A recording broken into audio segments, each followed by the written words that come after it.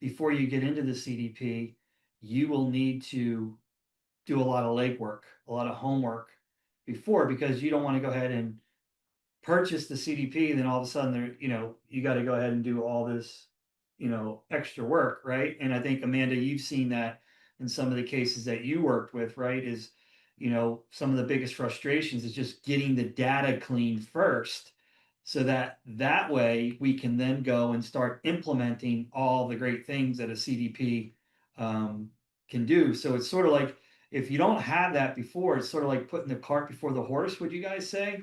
And it just kind of makes things more difficult and a little more messy if you don't have that roadmap and you don't have the data hygiene and everything kind of like set up, ready to go, and understand what that's going to entail. Is that correct? Would you guys agree on that? Yeah, Definitely. I would definitely agree, but then also caveat it that it may just affect your sequencing as well, depending on what data sources are available.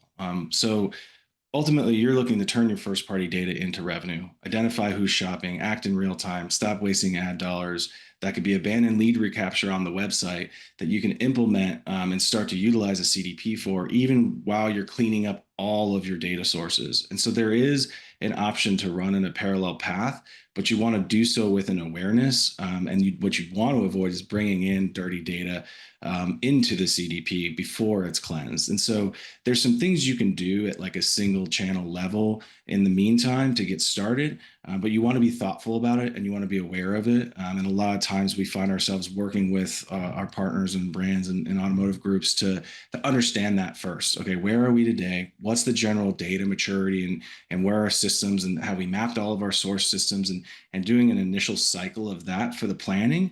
And then from there, you can strategically sequence your use cases out to understand like what are the quick wins that we can achieve, Sure. and what are some things that are going to take us a little bit more time to get there, either because of a data availability challenge or just something else like a team's not available to work on it. And so aligning that understanding to an implementation plan is where you find success.